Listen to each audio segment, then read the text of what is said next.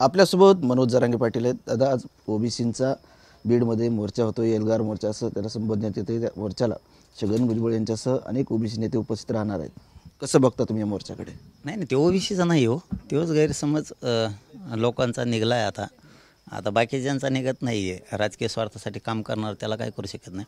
त्या मोर्चाला विशिष्ट जातीचेच लोक काही उपस्थित राहणार आहेत. कारण ते ओबीसींच्या लक्षात आलं ह्या मोर्चा आपल्या फायद्याचाच नाही आहे. आपल्यासाठी आयुष्यभर यांनी काही केलेलंच नाही आहे. आपलंच आरक्षण घेऊन आपल्यालाच खाऊ दिलं नाही.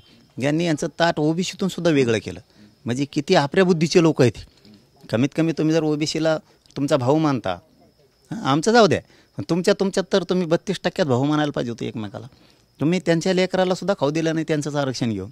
म्हणजे हे किती विचित्र आहेत हेही ओबीसींच्या आता लक्षात आलं. त्यामुळे ते ओबीसीचा मोर्चाच नाही आहे. तो मोर्चा ओबीसीचा नाही आहे. तो विशिष्ट जातीचेच लोक त्याला येणार आहेत आणि ते तुम्हाला दिसते सुद्धा. आणि याच्याही पुढचं सांगतो की राजकीय स्वार्थासाठी फक्त तो मोर्चा आहे. तो ओबीसीच्या हितासाठी अजिबात नाही आहे. देवेंद्र फडणवीस साहेबाला जितकं अडचणीत आणता येईल, डॅमेज करता येईल, हे पुरेपूर आतून प्रयत्न सुरू आहेत. मात्र आंबळी ते चोंबळी ते त्यांनाच, फडणवीस साहेबालाच गुलुगुलू बोलत ते त्यांसंगच गप्पा हाणतात. पण त्यांचा कावा, त्यांची विषारी विचार हे ते अंमलातच आणतात. कसा फटका बसल हे काम फडणवीस साहेबांना कसा फटका बसण्याचं काम ते करतात. त्याच्यासाठी तो मोर्चा. दुसरं आज तुम्ही म्हटले होते की राष्ट्रवादी पुरस्कृत हा मोर्चा आहे. हो, दिसतंच तसं. कारण सगळे अजितदादाचेच लोक दिसतात त्याच्यात. काय असतं बरं का, ज्या सरकारनं जे आर काढला आहे त्याच्याच विरोधात सरकारमधलेच लोक जातात. म्हणजे याचा अर्थ फडणवीस साहेबांनी सुद्धा समजून घ्यायला पाहिजे. कारण फडणवीस साहेबाच्या बळाशिवाय, सहकार्याशिवाय हे होऊ शकत नाही. फडणवीस साहेबांनी जर सांगितलं सरकारनं जे आर काढला आहे, फडणवीस साहेबांनी तो जे आर काढला आहे, तुम्ही कसं काय मोर्चा काढता त्याच्या विरोधात, असं जर म्हणलं ना तर यांचे टप्परसुद्धा नाही मोर्चा काढायची. आम्हाला असं वाटतं, मी हे TV9च्या माध्यमातून जबाबदारीनं बोलतो, आम्हाला असं वाटतं मराठवाड्यातल्या मराठ्यांचे मनं फडणवीस साहेबांनी जिंकलेत. मराठवाड्यातला हा सगळा मराठा कुणबी आहे. त्याला लवकर प्रमाणपत्र वितरित व्हायला पाहिजेत कुणबीचे. आम्हाला असं वाटतं, आम्हाला शंका येऊ नये हे फडणवीस साहेब घडून आणतात की काय. कारण फडणवीस साहेब जर बोलले ना, कोणात हिंमतच नाही आहे मोर्चे काढायची. दुहेरी वागू नये असं आम्हाला वाटतं. आम्हाला आणखीन तरी शंका फडणवीस साहेबांवरती नाही आहे. आम्हाला पक्का माहिती आहे की गोरगरीब मराठ्यांच्या लेकराचा आशीर्वाद घ्यायचं त्यांनी ठरवलं. कारण गोरगरिबांच्या लेकरांचं आयुष्य उद्ध्वस्त करण्याची इच्छा फडणवीस साहेबांना नसावी असं आम्हाला वाटतं. म्हणूनच त्यांनी जे आर काढला आहे आणि तो बी हैदराबाद गॅझेटियरचा आधार घेऊन काढला आहे. जर हैदराबाद गॅझेटियर सांगतंय मराठवाड्यातला सगळा मराठा कुणबी आहे, त्यावेळेस जर 2-2 लाख, 2.5 लाख, 1.5 लाख एका जिल्ह्यात कुणबी आहेत, तर मग ते गेले कुठं ते तरी आम्हाला दाखवा की बाबा हे मराठी आहेत आणि हा बघ हे 2.5 लाख हे कुणबी आहेत, हे येते हे नाही, ते तरी दाखवा. मराठवाड्यातला सगळा मराठा हा कुणबी आहे आणि गरिबांच्या लेकरांचं आयुष्य चांगलं करण्याचं काम फडणवीस साहेब करतील. आम्हाला 100% आशा आहे. शंका येईल असं फडणवीस साहेबांनी वागू नये. त्याचं कारण फडणवीस साहेबांनी जर तंबी दिली ना तर यांची टप्परसुद्धा नाही मोर्चा काढायची. म्हणजे हे घडीत अजितदादाला धरतात, घडीत फडणवीस साहेबांना पण धरतात. बघू पुढं काय होतं कळलं ना मला. आज मराठी आज लक्षात येईन कोण नेता व्यासपीठावर गेला आहे, गावचे बी कोण गेलेत. गावात राहतो आपण, एकमेकाला साथ देतो, आपण एकमेकाच्या सुखादुःखात राहतो. गावातला अमुक आज मोर्चाला गेला होता मराठ्यांना आरक्षण मिळू नये म्हणून.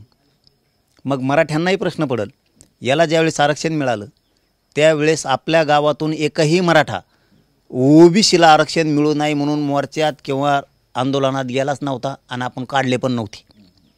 मग ह्यो काय एवढा उतावळा झाला की आज ह्यो मराठ्यांना आरक्षण मिळू नये म्हणून बीडच्या मोर्चात सहभागी झाला होता. गावागावातले सुद्धा मराठ्यांचे डोळे उघडणार आहेत, तालुक्यातले उघडणार आहेत आणि जिल्ह्यातले पण उघडणार आहेत आणि राज्यभरातल्या मराठ्यांचेसुद्धा डोळे उघडणार आहेत की हे मराठ्यांना आरक्षण मिळू नये म्हणून जातात, आपण यांना मिळू नये म्हणून एकदाही मोर्चा काढलेला नाही. कोण जिल्हा परिषद सदस्य जातो, कोण पंचायत समितीचा सदस्य जातो, कोण आता उभा राहणारा जाणार आहे त्या मोर्चाला हे मराठ्यांच्या लक्षात येईल. कोण सभापती आहे, कोण नगरसेवक आहे, कोण गेला आहे, कोणचा आमदार, माजी आमदार, मंत्री, खासदार गेला आहे त्या मोर्चाला की मराठ्यांना आरक्षण मिळू नये म्हणून, हे मराठ्यांच्या आज लक्षात येणार आहे आणि हे मराठ्यासमोर आता उघडे पडणार आहेत. मराठ्यांनासुद्धा पक्षापेक्षा, नेत्यापेक्षा जातीसाठी स्वतःच्या लेकरासाठी झोकून देऊन लढावं लागणार आहे. कारण ते जर त्यांच्या जातीसाठी लढतात तर आपणसुद्धा आपल्या जातीसाठी आणि आपल्या जातीच्या लेकरासाठी तुटून पडून JR साठी लढलं पाहिजे आणि आरक्षणासाठी लढलंच पाहिजे आणि मराठी लढणारसुद्धा आहेत. आणि त्यातले त्यात ते बीडचे मराठी अस्सल आहेत, ते पुढं दिसल तुम्हाला. यांचा आज भाऊ द्या काय का बोलतात काय काय नाही. तुम्हाला बी बीडचे मराठी काय चीज आहेत आणि कसे एकजूट दिसतात थोड्या दिवसात कळन तुम्हाला. दुसरा विषय असा की हैदराबाद गॅजेटचा GR निघाल्यानंतर ओबीसी नेत्यांचा त्याला विरोध झाला, त्या संदर्भात ते मोर्चेही काढतात, आंदोलन करतात.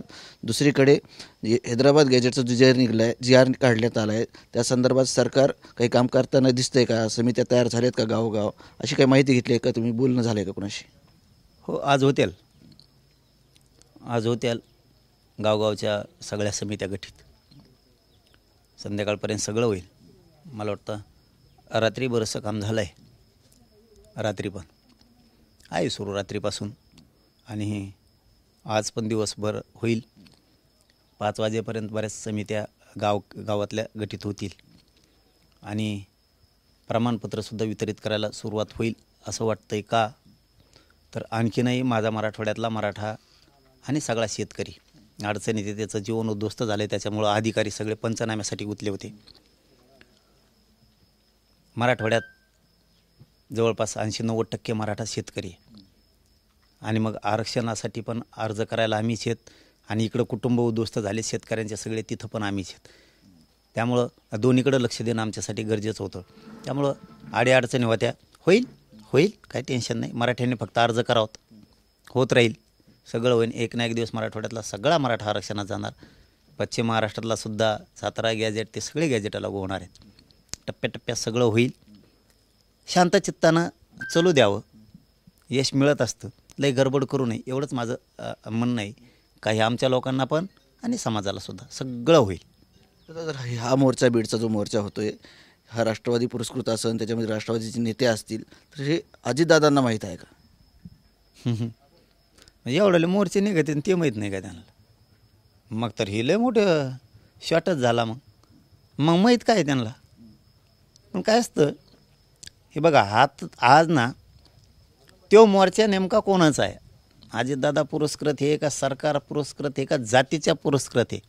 एकदा तो मोर्चा होऊन जाऊ द्या, मग आपल्याला तिथल्या त्या भाषेहून सगळं लक्षात येईल की यांची दिशा ओबीसींना कल्याण होण्याची आहे का ओबीसीचे वाटोळ करण्याची आहे का यांना जातीय दंगली घडवायच्यात मराठा ओबीसीत, का यांना फडणवीस साहेब नको आहेत का अजितदादा नको आहेत? हे चित्र तुम्हाला आता ते नंतर मला सांगता येईल.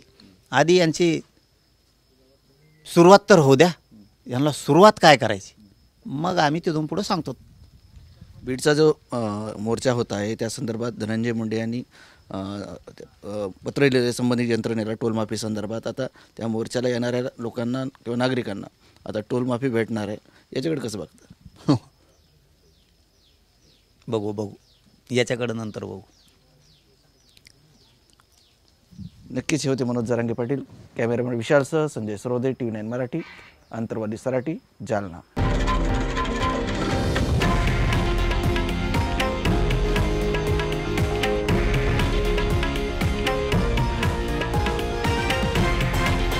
हे आहे देशातील नंबर 1 न्यूज नेटवर्क आणि आपण पाहत आहात TV9 मराठी, एकमेव.